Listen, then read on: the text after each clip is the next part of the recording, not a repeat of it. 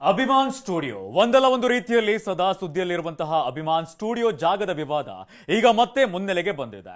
ಇತ್ತೀಚೆಗೆ ಅಭಿಮಾನ್ ಸ್ಟುಡಿಯೋ ಜಾಗದಲ್ಲಿದ್ದಂತಹ ವಿಷ್ಣು ಸಮಾಧಿ ತೆರವು ಬಳಿಕ ಮಾಲೀಕರ ವಿರುದ್ಧ ಅಭಿಮಾನಿಗಳು ಆಕ್ರೋಶವನ್ನು ಹೊರಹಾಕಿದ್ರು. ಇದೀಗ ಅರಣ್ಯ ಇಲಾಖೆ ಬಾಲಕೃಷ್ಣ ಕುಟುಂಬಕ್ಕೆ ಶಾಕ್ ನೀಡಿದೆ. ಹಾಗಾದ್ರೆ ಸರ್ಕಾರ ಅಭಿಮಾನ್ ಸ್ಟುಡಿಯೋ ಜಾಗ ವಶಕ್ಕೆ ಪಡೆಯುತ್ತಾ? ಏನಿದು ವಿಚಾರ? ಇಲ್ಲಿದೆ ನೋಡಿ ಕಂಪ್ಲೀಟ್ ರಿಪೋರ್ಟ್.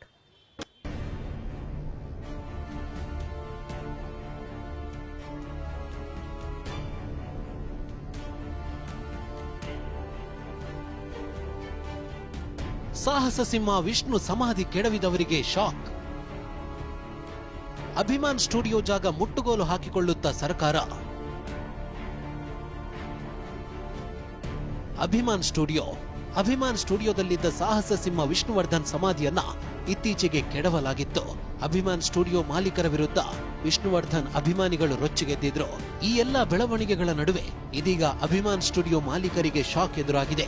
ಅಭಿಮಾನ್ ಸ್ಟುಡಿಯೋಗೆ ಸರ್ಕಾರ ನೀಡಿರೋ 20 ಎಕರೆ ಜಾಗವನ್ನ ವಾಪಸ್ ಪಡೆಯುವಂತೆ ಅರಣ್ಯ ಇಲಾಖೆ ಅಧಿಕಾರಿ ಬೆಂಗಳೂರು ಡಿಸಿಗೆ ಪತ್ರ ಬರೆದಿದ್ದಾರೆ.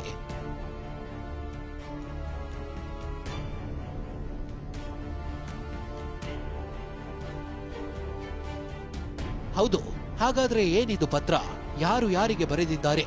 ಇದರಿಂದ ನಟ ಬಾಲಕೃಷ್ಣ ಕುಟುಂಬಕ್ಕೆ ಎದುರಾಗಿರೋ ಸಂಕಷ್ಟವೇನೋ ತೋರಿಸ್ತೀವಿ ನೋಡಿ. 1920ರಲ್ಲಿ ಅಂದಿನ ಸರ್ಕಾರ ನಟ ಬಾಲಕೃಷ್ಣಗೆ 20 ಎಕರೆ ಜಾಗ ನೀಡಿತ್ತು. ಆದ್ರೀಗ ಇದೇ ಜಾಗವನ್ನ ಹಿಂಪಡೆಯುವಂತೆ ಅರಣ್ಯ ಇಲಾಖೆಯ ಐಎಫ್ಎಸ್ ಅಧಿಕಾರಿ ಬೆಂಗಳೂರು ಜಿಲ್ಲಾಧಿಕಾರಿಗೆ ಅರಣ್ಯ ಭೂಮಿ ಅಂತ ಘೋಷಣಾ ಪತ್ರ ಬರೆದಿದ್ದಾರೆ. ಅಷ್ಟಕ್ಕೂ ಏನಿದು ಅಂತ ನೋಡೋದಾದ್ರೆ, ಬೆಂಗಳೂರು ದಕ್ಷಿಣ ತಾಲೂಕು ಕೆಂಗೇರಿ ಹೋಬಳಿಯ ಮೈಲಸಂದ್ರ ಗ್ರಾಮದ ಸರ್ವೆ ನಂಬರ್ 26ರಲ್ಲಿ ಷರತ್ತಿನೊಂದಿಗೆ 20 ಎಕರೆ ಜಾಗವನ್ನ 1970ರಲ್ಲಿ ರಾಜ್ಯ ಸರ್ಕಾರ ಬಾಲಕೃಷ್ಣಗೆ ನೀಡಿತ್ತು. ಅಭಿಮಾನ್ ಸ್ಟುಡಿಯೋ ನಿರ್ಮಾಣಕ್ಕೆ ಭೂಮಿ ಮಂಜೂರು ಮಾಡಲಾಗಿತ್ತು. ಹೀಗಾಗಿ ಸ್ಟುಡಿಯೋ ನಿರ್ಮಾಣಕ್ಕೆ ಬಾಲಕೃಷ್ಣ ಕುಟುಂಬ ಮುಂದಾಗಿತ್ತು. ಆದ್ರೆ ಸ್ಟುಡಿಯೋ ನಿರ್ಮಾಣಕ್ಕೆ ಹಣದ ಅವಶ್ಯಕತೆ ಇದೆ ಎಂದು ಭೂಮಿ ಮಾರಾಟ ಮಾಡಿದೆ. 10 ಎಕರೆ ಮಾರಾಟಕ್ಕೆ ಡಿಸಿಯಿಂದ ಅನುಮತಿ ಪಡೆದು 12 ಎಕರೆ ಭೂಮಿ ಮಾರಾಟ ಮಾಡಲಾಗಿದೆ ಅಂತ ಅರಣ್ಯ ಇಲಾಖೆ ಅಧಿಕಾರಿ ಪತ್ರದಲ್ಲಿ ತಿಳಿಸಿದ್ದಾರೆ. ವಿಷಯ ಅಂದ್ರೆ 20 ವರ್ಷಗಳ ಅವಧಿಯವರೆಗೆ ಯಾವುದೇ ಪರಭಾರೆ ಮಾಡುವಂತಿಲ್ಲ ಅಂತ ಷರತ್ತು ವಿಧಿಸಿ ಭೂಮಿ ನೀಡಲಾಗಿತ್ತು. ಇದು ಉಲ್ಲಂಘನೆಯಾಗಿದೆ ಅಂತ ಪತ್ರದಲ್ಲಿ ತಿಳಿಸಲಾಗಿದೆ. ಹಾಗೆಯೇ 5 ವರ್ಷದಲ್ಲಿ ಅಭಿಮಾನ್ ಸ್ಟುಡಿಯೋ ನಿರ್ಮಾಣ ಮಾಡಬೇಕಿತ್ತು. ಆದ್ರೆ ಸ್ಟುಡಿಯೋ ನಿರ್ಮಾಣ ಮಾಡದೆ ನಿರ್ಲಕ್ಷ್ಯ ವಹಿಸಿದ್ದಾರೆ. ಹೀಗಾಗಿ ಎಲ್ಲ ಷರತ್ತು ಉಲ್ಲಂಘಿಸಿದ್ದಾರೆಂದು ಐಎಫ್ಎಸ್ ಅಧಿಕಾರಿ ಡಿಸಿಗೆ ಪತ್ರ ಬರೆದಿದ್ದು, ಈ ಹಿನ್ನೆಲೆಯಲ್ಲಿ ಸದರಿ ಜಮೀನನ್ನ ಹಿಂಪಡೆಯುವಂತೆ ಪತ್ರ ಬರೆಯಲಾಗಿದೆ.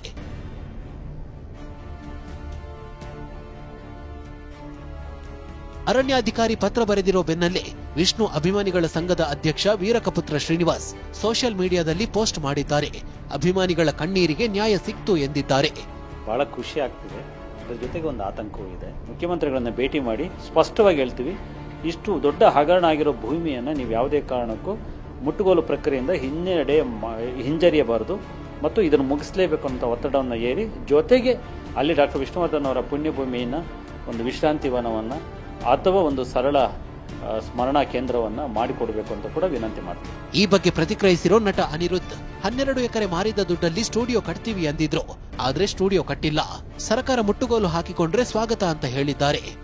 ಬಹಳ ಸಂತೋಷ ಇದೆ, ಸಮಾಧಾನಕರವಾಗಿದೆ. ವಶಪಡಿಸ್ಕೋಬಹುದು ಸರ್ಕಾರ ಈ ಜಾಗವನ್ನ ಅಂತ ಸುಮಾರು ವರ್ಷಗಳಿಂದ ನಮಗೆ ಅದು ಗೊತ್ತಿತ್ತು. ಅದಕ್ಕೋಸ್ಕರ ನಾವು ಸಾಕಷ್ಟು ಪ್ರಯತ್ನ ಕೂಡ ಪಟ್ವಿ. ಅದನ್ನ ಮಾರಿ ಆ ದುಡ್ಡಲ್ಲಿ ನಾವು ಅಭಿಮಾನ್ ಸ್ಟುಡಿಯೋನ ಅಭಿವೃದ್ಧಿಗೊಳಿಸ್ತೀವಿ ಅಂತ ಅವರು ಹೇಳಿದ್ರು. ಆಗ ಸರ್ಕಾರ ಅದರಲ್ಲಿ ಒಂದು ಸೂಚನೆ ಹಾಕಿದ್ರು, ಅಭಿಮಾನ್ ಸ್ಟುಡಿಯೋ ಅಭಿವೃದ್ಧಿಗೊಂಡಿಲ್ಲ ಅಂತ.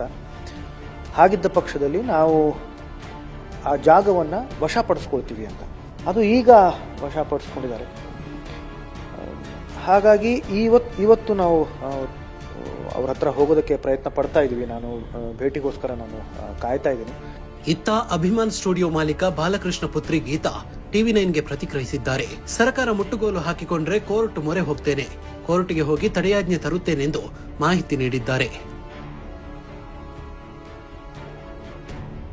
ಇನ್ನು ಅರಣ್ಯ ಸಚಿವ ಈಶ್ವರ್ ಖಂಡ್ರೆ ಪ್ರತಿಕ್ರಿಯಿಸಿದ್ದು ಹೀಗೆ: ನಿಯಮಾನುಸಾರ ಕಾನೂನು ರೀತಿಯ ಕಾಯ್ದೆಯ ಪ್ರಕಾರ ವಿಷ್ಣುವರ್ಧನ್ ಅವ್ರ ಬಗ್ಗೆ ನಮಗೆಲ್ಲರಿಗೆ ಅಭಿಮಾನ ಇದೆ. ಅವರ ಅತ್ಯಂತ ಅತ್ಯುತ್ತಮವಾದಂಥ ಒಂದು ಮೇರು ನಟ ಇವತ್ತು. ಹೀಗಾಗಿ ಸರ್ಕಾರ ಎಲ್ಲಿ ಮಾಡಬೇಕು, ಯಾವ ರೀತಿ ಮಾಡಬೇಕು ಅಂತ ಹೇಳಿ ಸರ್ಕಾರ ತೀರ್ಮಾನ ಮಾಡ್ತದೆ. ಅದಕ್ಕೆ ಅವಶ್ಯಕತೆ ಸಮಾಧಿ ಮಾಡಬೇಕನ್ನೋದು ಸರ್ ನೋಡಿ ಇವೆಲ್ಲ ವಿಷಯಗಳು ಸನ್ಮಾನ್ಯ ಮುಖ್ಯಮಂತ್ರಿಗಳು ತೀರ್ಮಾನ ಮಾಡ್ತಾರೆ, ನಾನು ಮಾಡುವಂತದ್ದಲ್ಲ. ಈ ಬೆಳವಣಿಗೆ ನಡುವೆ ಭಾರತಿ ವಿಷ್ಣುವರ್ಧನ್ ಸಿಎಂ ಸಿದ್ದರಾಮಯ್ಯರನ್ನ ಭೇಟಿಯಾಗುವ ಸಾಧ್ಯತೆ ಇದೆ. ನಿನ್ನೆಯಷ್ಟೇ ಅನಿರುದ್ಧ್ ಕೂಡ ಸಿಎಂ ಭೇಟಿಯಾಗಿ ಚರ್ಚಿಸಿದ್ರು. ಇದೀಗ ಸರ್ಕಾರ ಭೂಮಿಯನ್ನ ವಶಕ್ಕೆ ಪಡೆಯುತ್ತಾ ಮುಟ್ಟುಗೋಲು ಹಾಕಿಕೊಂಡು ಅರಣ್ಯ ಇಲಾಖೆಗೆ ವಾಪಸ್ ನೀಡುತ್ತಾ ಸರ್ಕಾರದ ನಿರ್ಧಾರ ಏನು ಅನ್ನೋದು ಕುತೂಹಲ ಮೂಡಿಸಿದೆ. ಮಂಜುನಾಥ್, ಟಿವಿ9, ನೆಲಮಂಗಲ.